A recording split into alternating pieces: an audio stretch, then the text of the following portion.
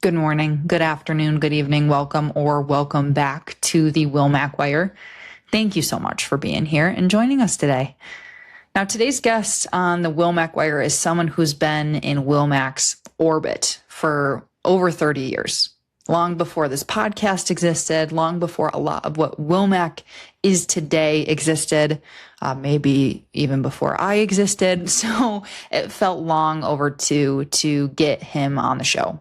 Today, we're sitting down with Joe Gianni, CEO and president of 2Logical, the motivational intelligence company, which is based right here in Rochester, New York, but operates globally. I have had the pleasure to know Joe over my 5-year plus tenure now at Wilmac, but it was really fun to kind of put him in the hot seat because very often we've heard him and interacted with him when he's speaking to our team or coaching us individually. So to get to ask him questions and dig into his line of thinking was a ton of fun. So here's what you can expect to hear about in today's episode. We discussed Joe's career journey from Long Island to Rochester, from McMillan Publishing to founding his own company in 2Logical. We discussed what 2Logical does and what motivational intelligence actually is, because most people know IQ, most people know EQ, but MQ is the piece that Joe argues changes everything for your future. So we also discuss what high MQ leadership looks like in practice and how it varies across industries and why it matters a lot right now. And of course, we had to touch on the Wilmac and 2Logical story, 30 plus years of partnership and kind of what it's looked like. Joe and Steve work very closely together still to this day. So it was a lot of fun to kind of dig into that personal side of Wilmac. Thank you so much to Joe for joining us on the podcast. It's been an absolute pleasure getting to work with him over the years, and we look forward to continue seeing success with 2Logical. So I'll turn it over to today's episode of the Wilmac Wire. Welcome to the Wilmac Wire. I'm Emily Miller, joined by my co-host, Steve McDonnell. On this show, we talk with the drivers, the leaders, innovators, and decision makers pushing customer interaction technology and AI forward. And because we're proud to call Western New York home, we also spotlight the drivers in our own community, the people and organizations shaping growth and innovation right here. Let's get into it. All right. He's originally from East Islip, Long Island, and now a proud Rochester resident for over 40 years. He started his career at McMillan Publishing, becoming the youngest regional sales manager in company history. He left to found 2Logical in 1986 and has been building it ever since. He's a pioneer of motivational intelligence, a framework now used by 40% of the Fortune 500 across 95 countries. His company's been named a global top 20 training company for 3 years running, and he's been a friend of Wilmac for over 30 years. Welcome to the Wilmac Wire, Joe Gianni. Yeah, thank you, Emily. Thank you, Steve. It's a great pleasure to be here with you. Thanks for joining us in the studio, Joe. It's lovely to be here in person with you. Yes, thank you. So before we jump into kind of our themes of today's discussion, we always like to do a little icebreaker that we call this or that. So I have 3 questions for you. Each one's going to have 2 options. You choose your preference. Go ahead. Explain why. Nothing too difficult. Okay, first one. Rochester in the summer or Rochester in the fall? So I learned very early on out of the gate that you have to get into every season to live here, and which we do. So we do summer stuff, we boat, we water ski. In the wintertime, we snow ski, we snowmobile. Mm-hmm. So I love both. Yeah. I think I love the summer the most. Mm-hmm.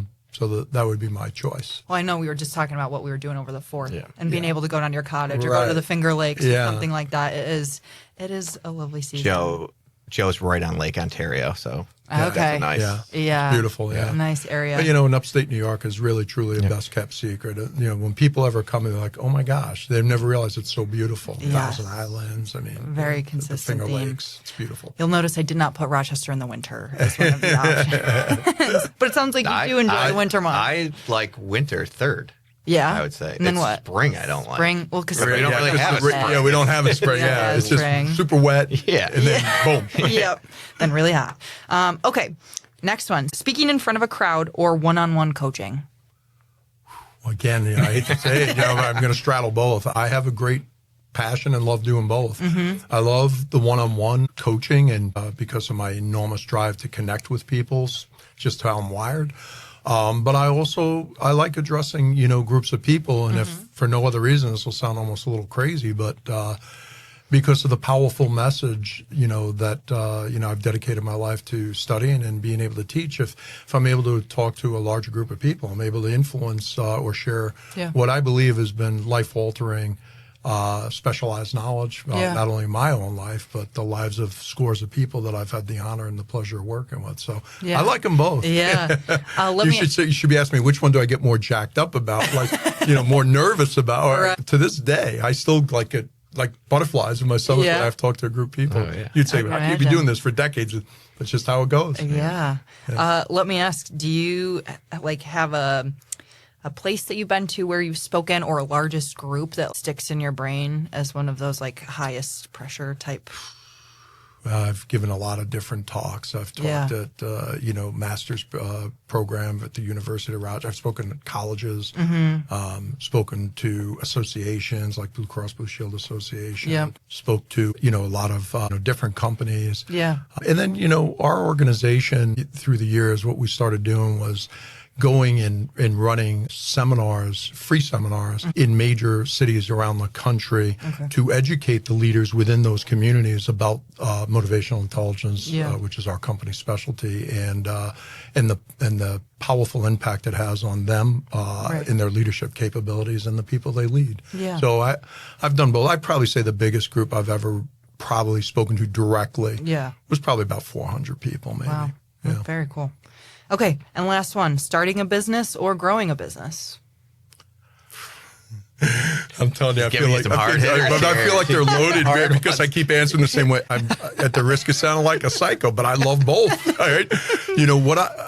First off, I started my own business, right? I've grown my own business, but because of what I do for a living and have for all these years, I'm involved all the time with startup businesses and helping, wide-eyed, bright-eyed, dreamers walk in. And, a lot of times, they'll think, well, this, I don't want to sound the wrong way, but this guy's not going to give me the attention to folks, but that's not true. Whether I'm talking to Pfizer or I'm talking to, somebody that's got a dream to start a business, or they started a business and they're looking for help growing it, I have the same level of concentration and focus because I love both. So I love startups and I love growing. Yeah.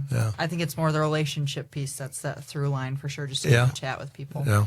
Very cool. Well, I guess you blew up my icebreaker, Joe. Thanks so much. I'm just kidding. I appreciate you sharing your perspective. I think it's fun to have our audience get to know you a little bit. No, thank you. I appreciate that. Wonderful. Okay, so we start always with career journey. Yeah. Where it began. You grew up in East Islip, Long Island. What brought you to Rochester?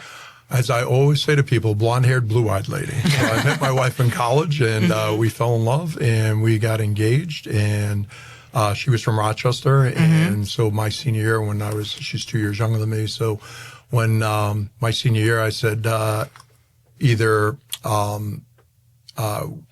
we have to stop, where I was going to ask her to marry me yet, or if you move back to Rochester, I'll move there, and that's where I'll start my career. So she said, hell, let's go to Rochester. So she went here. She went to St. John Fisher and finished up her degree, and I started my career here with McMillan Publishing Company. Very cool. So then at McMillan, you became the youngest regional sales manager, like I called out in your intro. So you began at McMillan.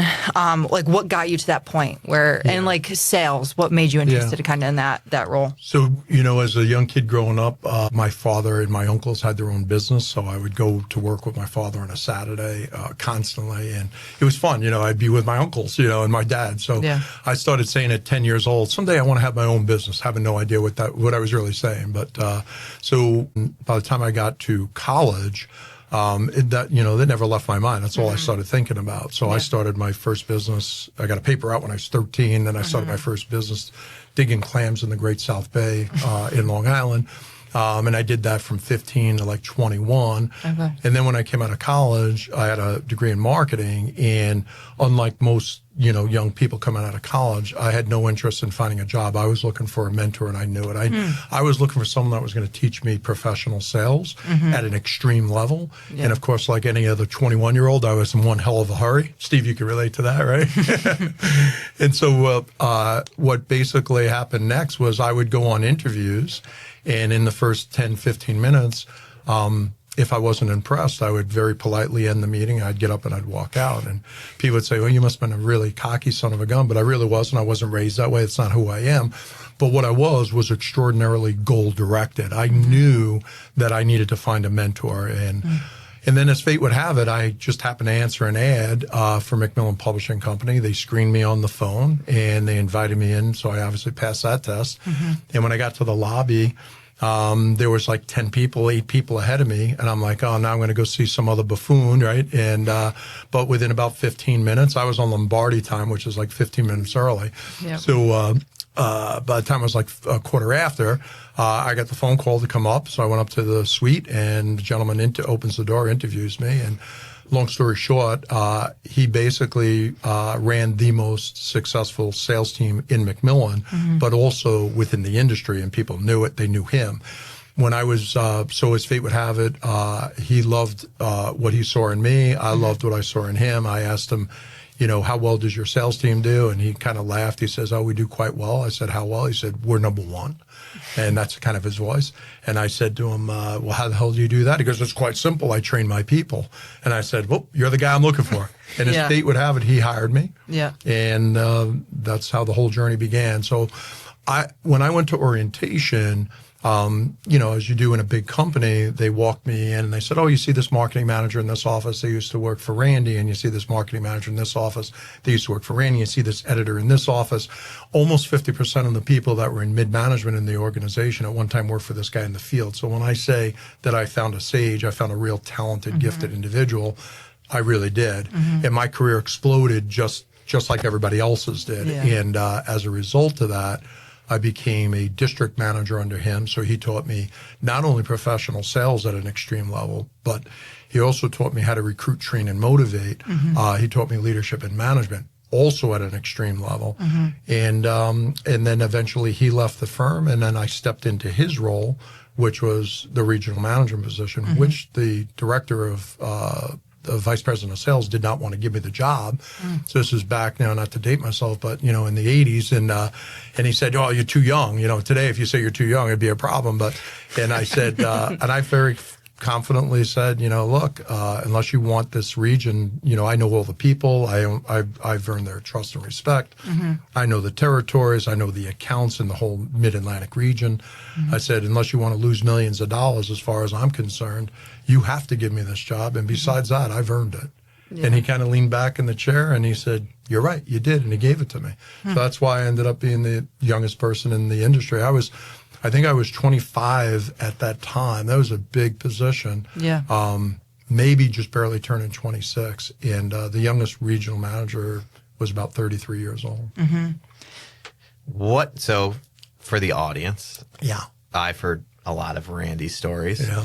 And we're going to get to it later, our relationship, Wilmac and Joe Gianni and Too Logical. But one of the big things that I've taken from Too Logical and Joe is the recruiting and training and interviewing.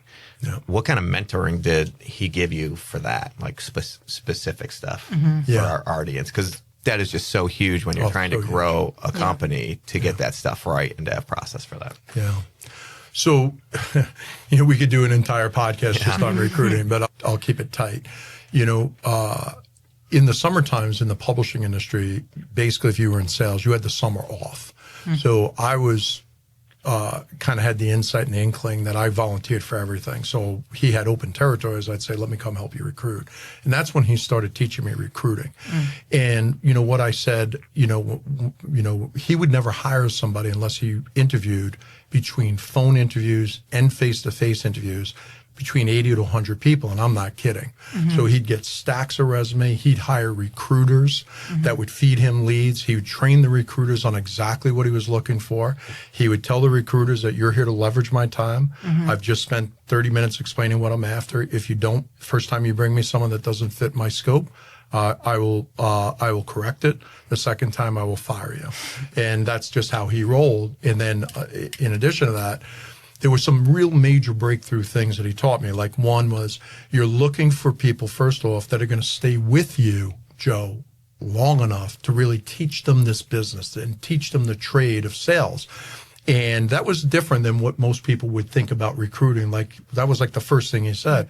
And so as a result of that, he said, you have to hire people who have enormous success drive. You have to hire people that have what my company calls motivational intelligence today. And that's what you have to do. And then, you know, Steve, what he did was he started to, you know, if you think about how most people recruit, oh, you're recruiting for sales. Well, do you have sales experience? I was just involved with a major company. They were recruiting a chief technical officer. And one of the biggest things I said to them is, look, after a while, they're all going to have the level of tech. You have to have someone that has such a drive that they're going to help you transform the organization to the future. So, and that's, you need a success drive for that. Yeah. So he taught me to sharpen my eye to look for that in people more than even their experience. Although in certain career paths, you have to have, you know, if you're a banker, you have to know banking, you know, technology, you have to know technology, but it was very much around that success drive. And then he taught, you know, me very specific questions to ask people that are just not common, to get really quickly to whether or not somebody really believed in themselves, whether or not they've shaped the right thinking about themselves, about their self-efficacy. And they were questions like, give me 3 adjectives, Joe, to describe yourself. Well, most people, you read a lot of books on recruiting, they don't teach you how do you respond to that. So people will give you raw answers. Tell me a success story from your childhood. People can't, they're not prepped for that. So people who are successful, they view their life as successful. So they might take a moment to think about it because it's a unique question, but they'll be able to formulate something that they view as successful. Even if you and I don't think it's successful, like in our minds, like, you know, I got a paper out. Some people say, well, who cares? But to people who are trained like this, they know that they're telling their journey and they view themselves as successful. So without getting super long-winded, that was really how he taught that. And it makes a huge difference. Huge. Absolutely. Yeah.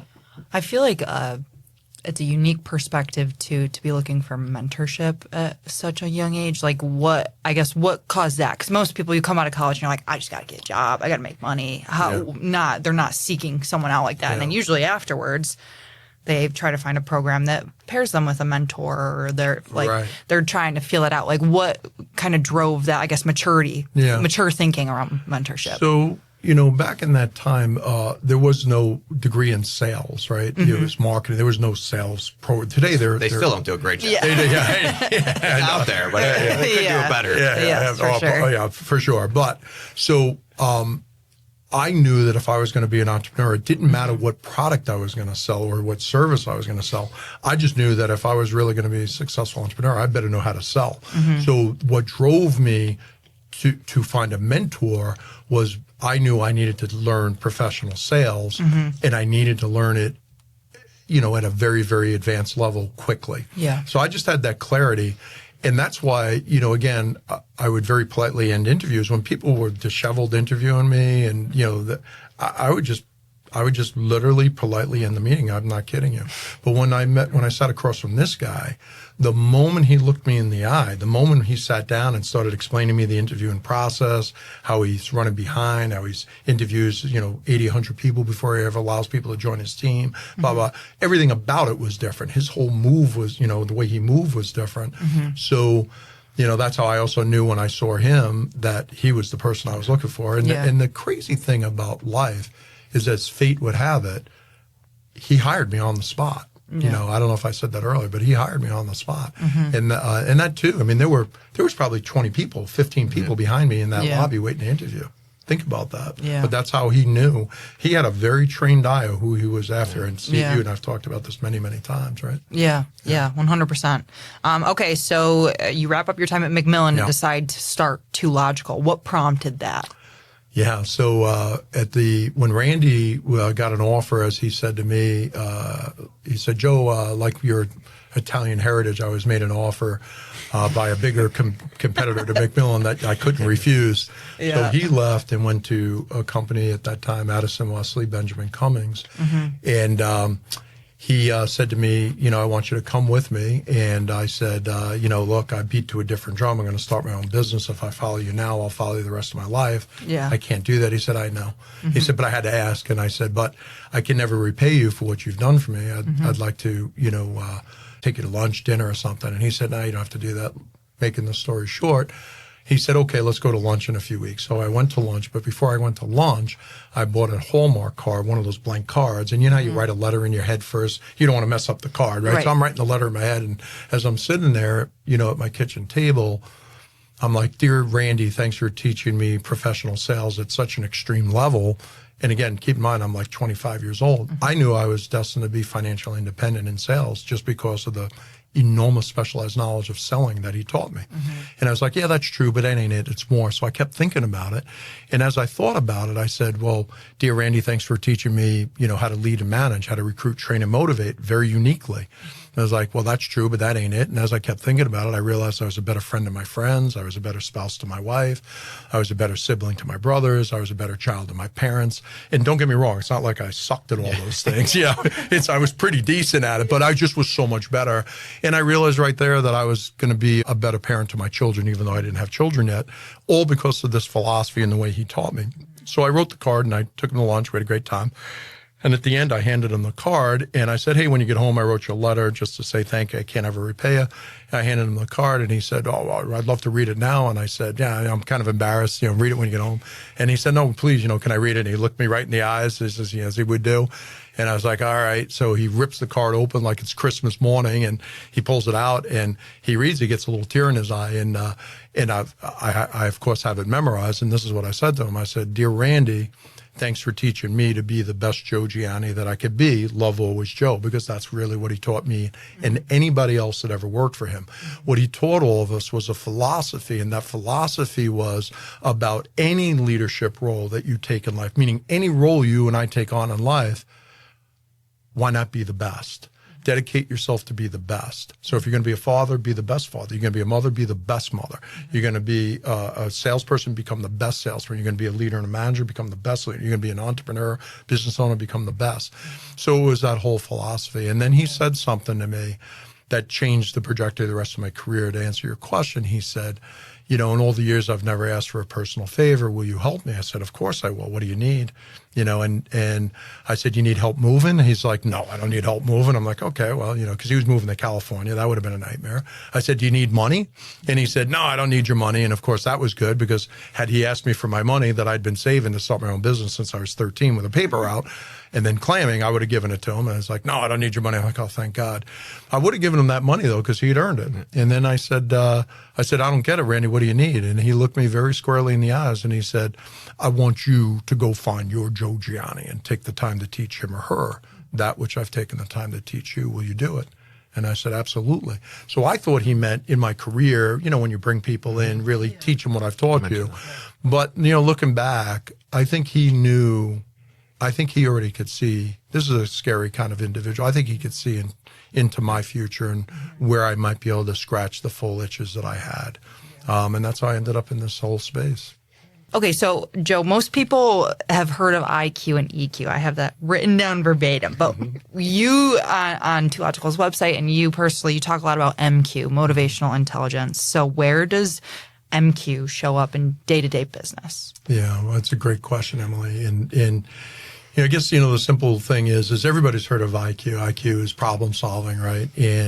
But you and I know a lot of people who are really smart, but yet they don't really build successful careers, or they don't really build successful personal lives for that matter.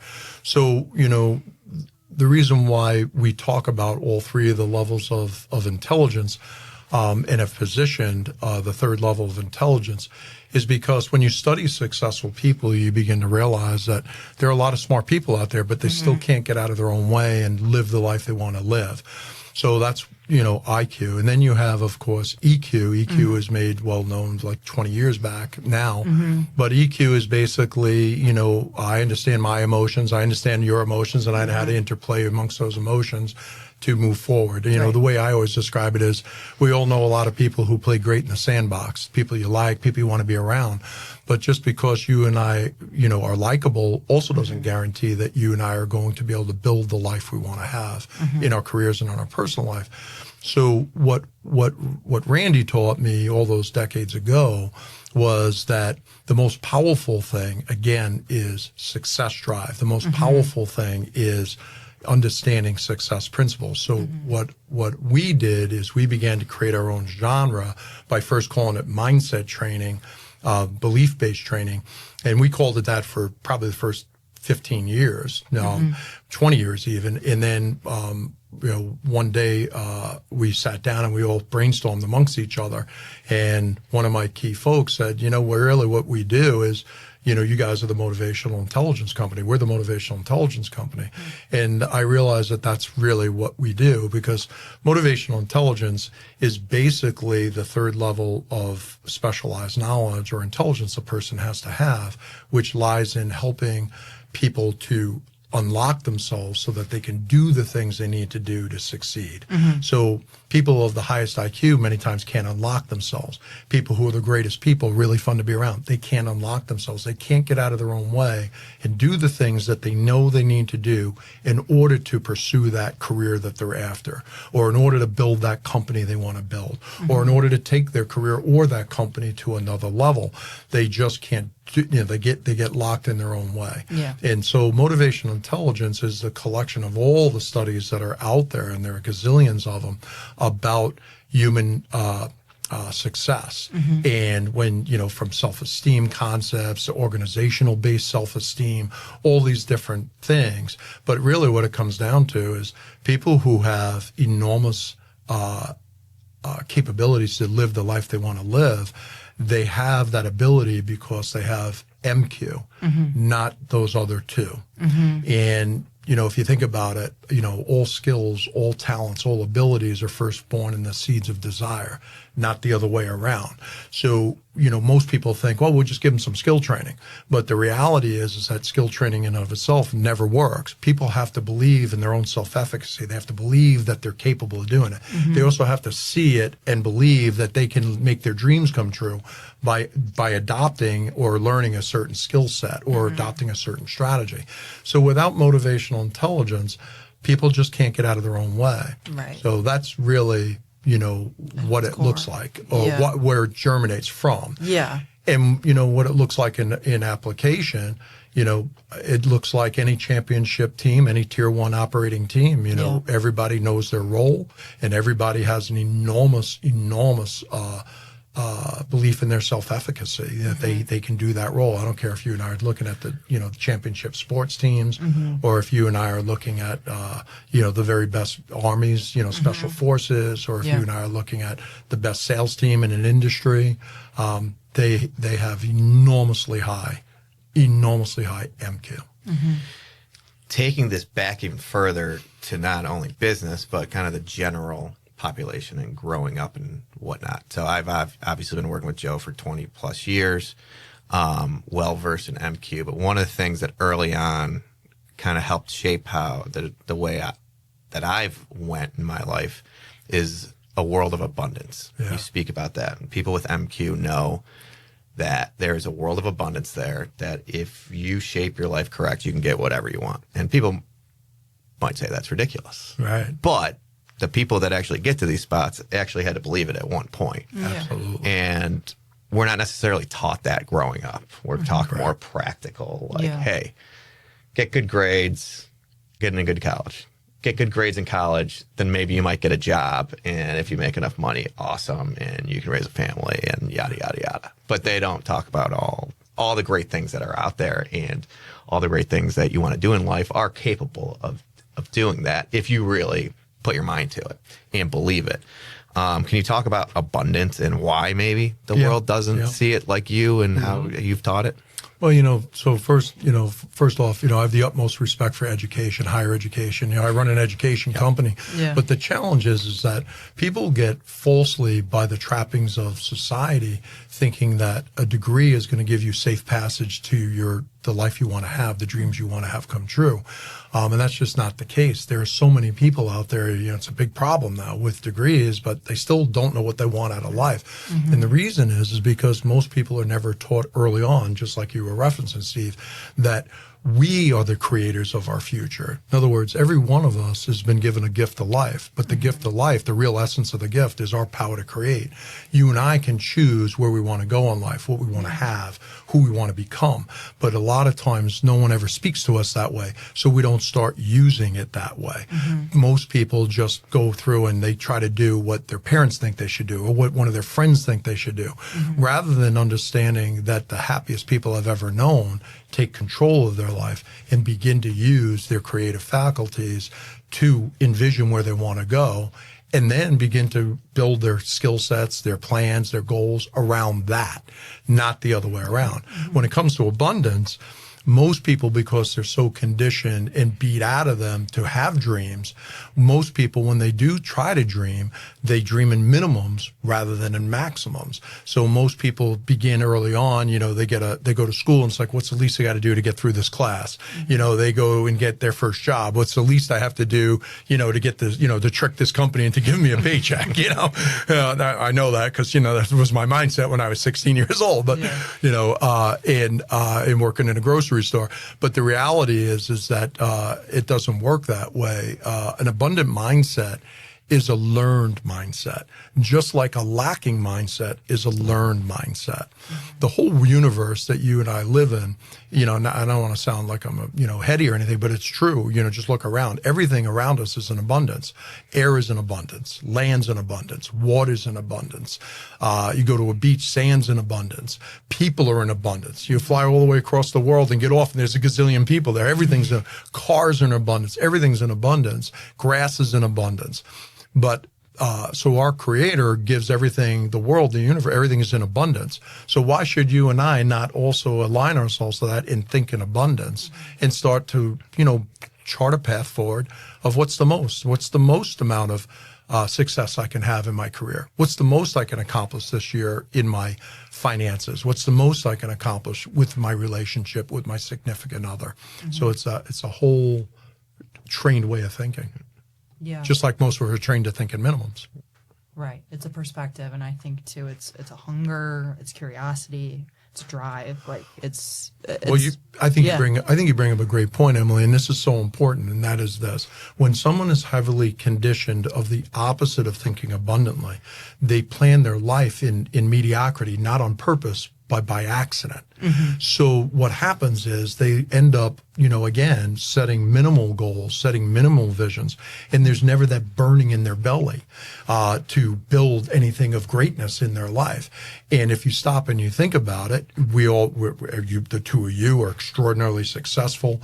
When you and I are around people who are really successful, one of the things you see is there's just fire in them. Even if they try to keep it hidden, there's a burn in them, and there's a burn in them because they think abundantly.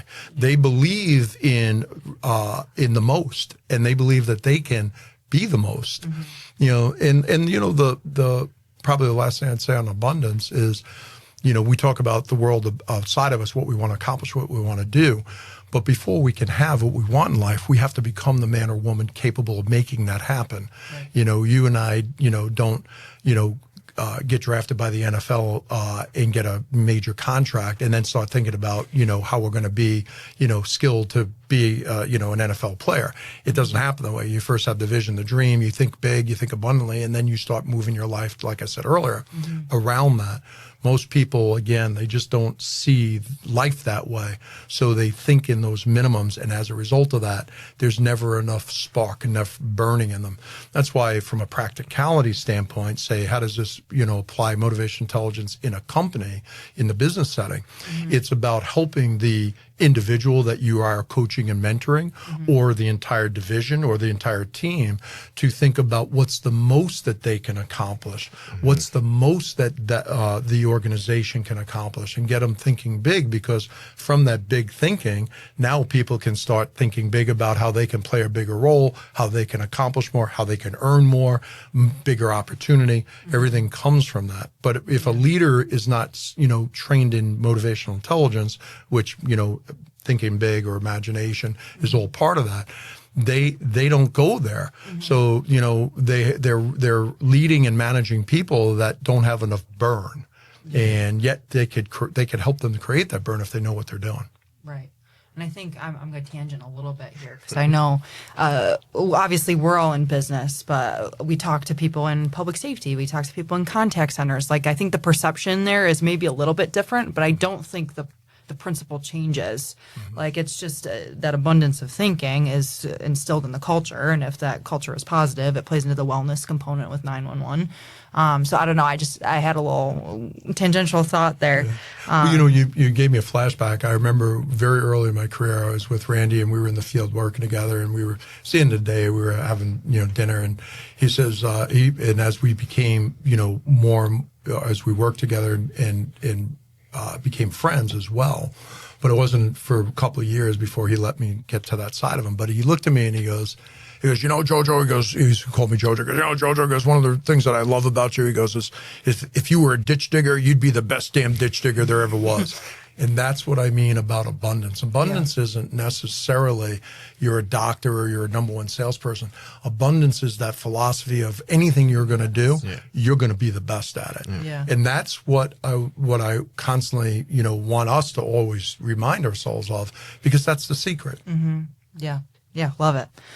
Okay. So we talked about it too in your intro, but you've worked with a lot of Fortune 500 companies across a variety of countries. Yeah. I guess, do you have a success story that you're able to share that epitomizes that change in thought that we're talking about?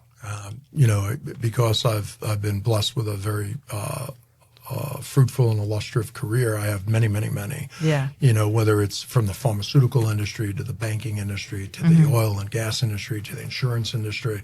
You know, we've worked closely amongst the icons, you know, Pfizer being in, say, the pharma industry, or BD, if we were talking energy, companies like GE or, you know, Baker Hughes.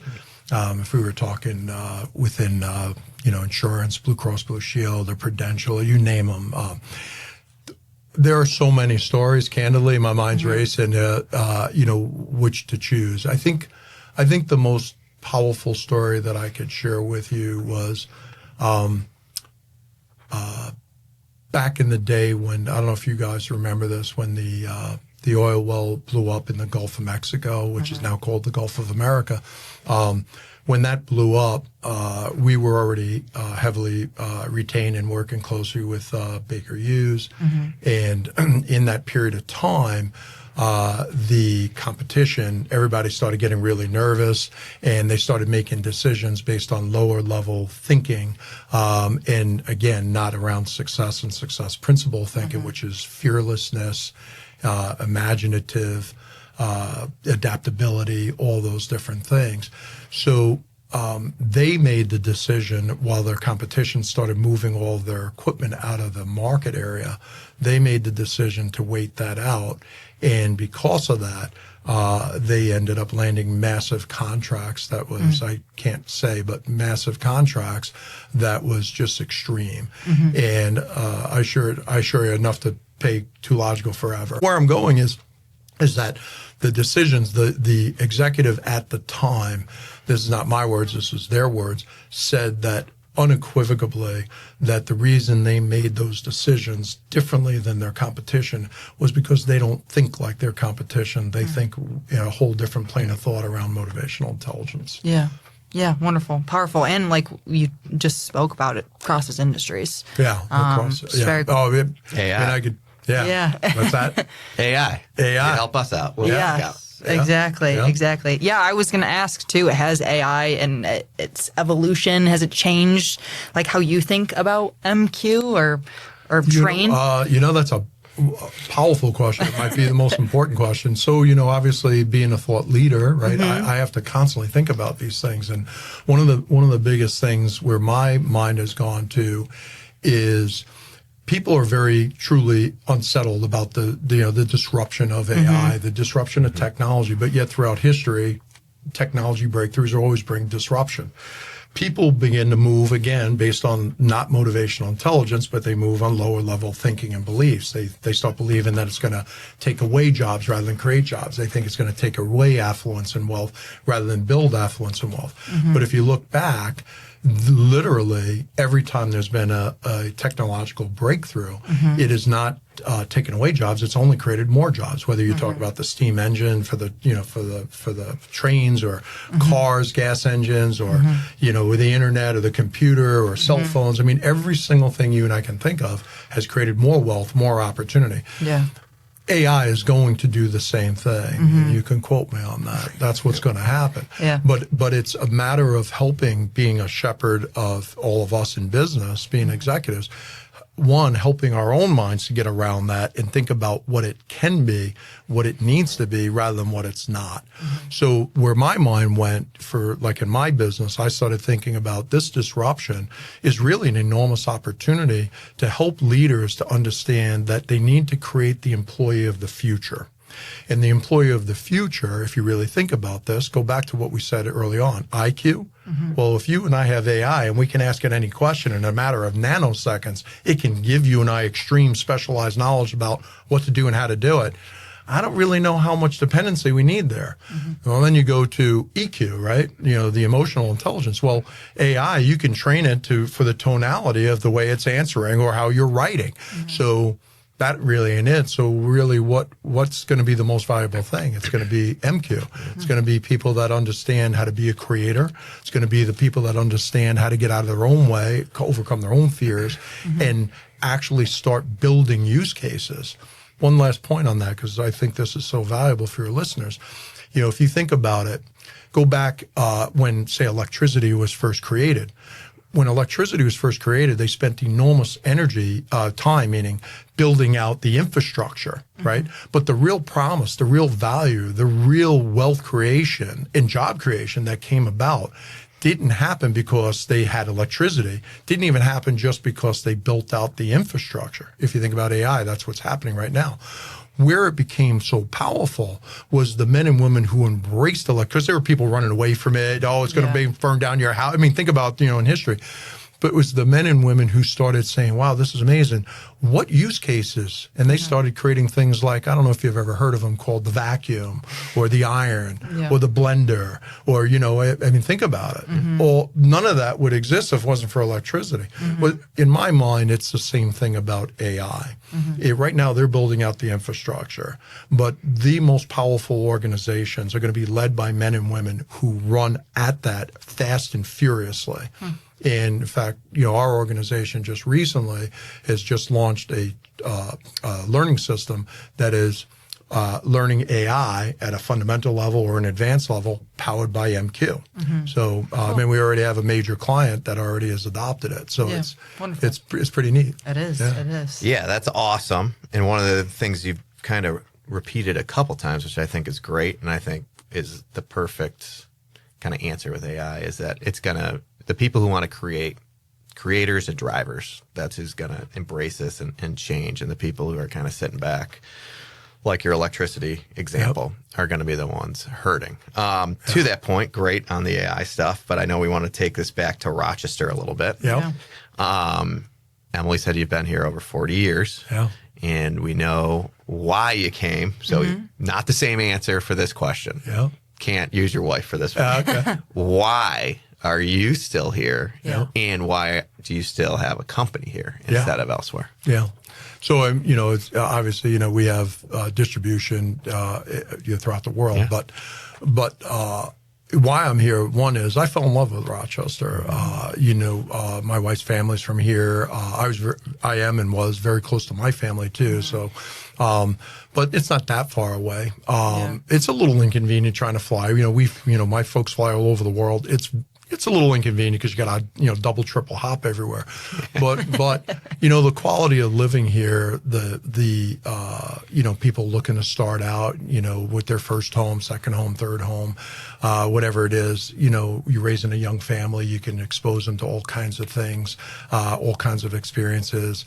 I love Rochester, and I have, and one of the biggest reasons why we've never moved away is because of that. And, people would say, most of the time when I talk to, companies all over the place, all over the world, and I say I'm from New York, they automatically think I'm in Manhattan. And then I say, no, I'm actually in Rochester, New York. And then they think it's Westchester.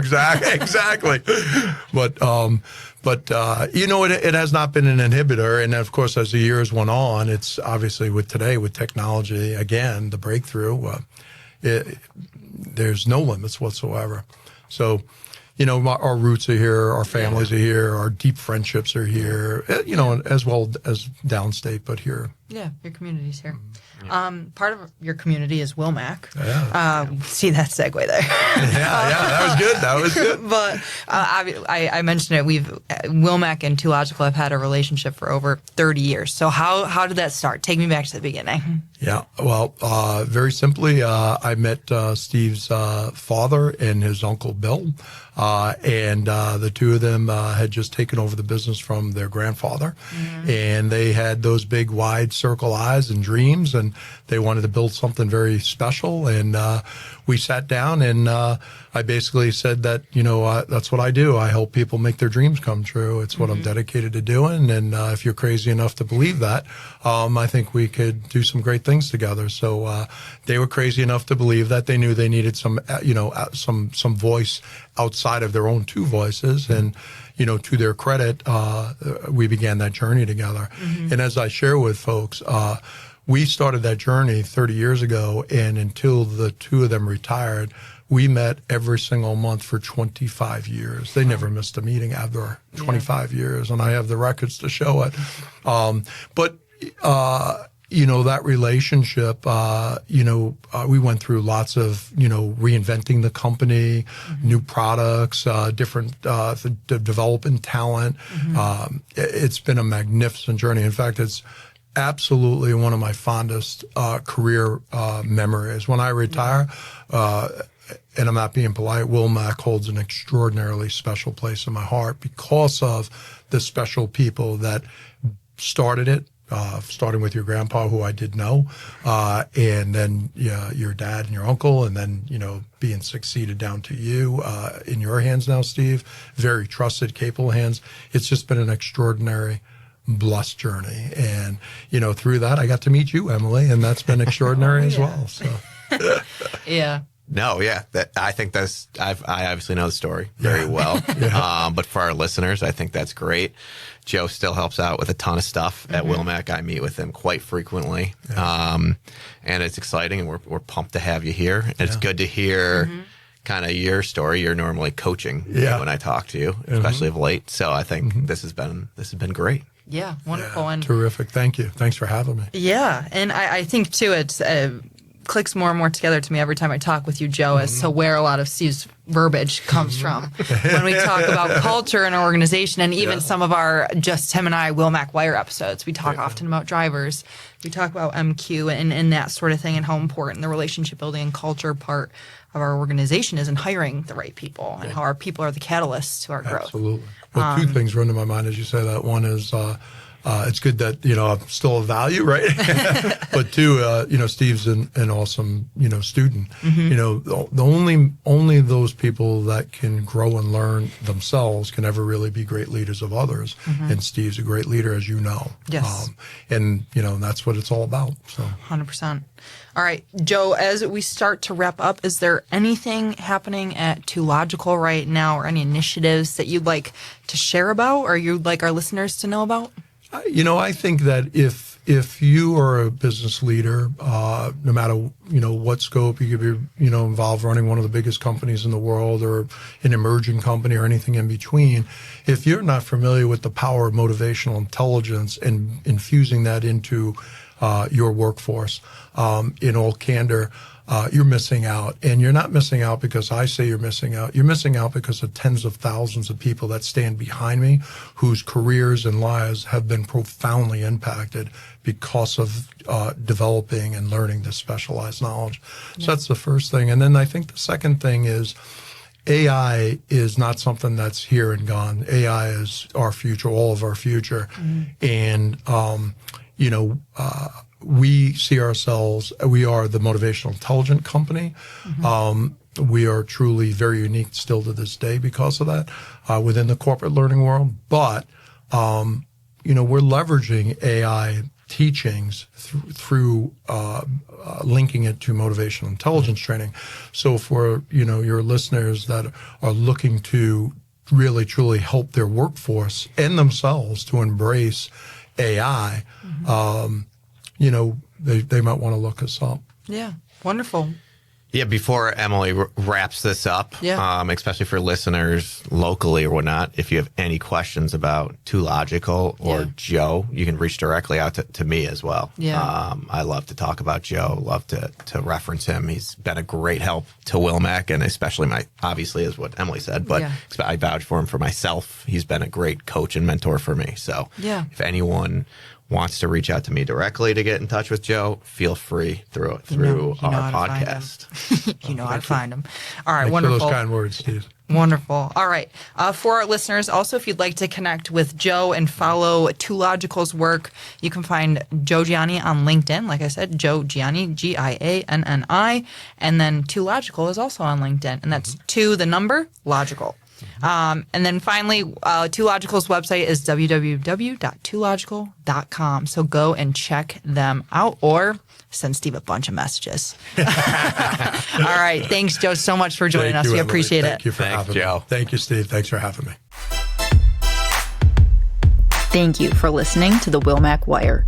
If you like today's conversation, make sure to subscribe wherever you get your podcasts or watch full episodes on our YouTube channel. You can also learn more about Wilmac Technologies and our work in customer interaction technology at wilmactech.com. We'll be back soon with more conversations with the drivers, those shaping our industry and those building right here in Western New York. See you next time.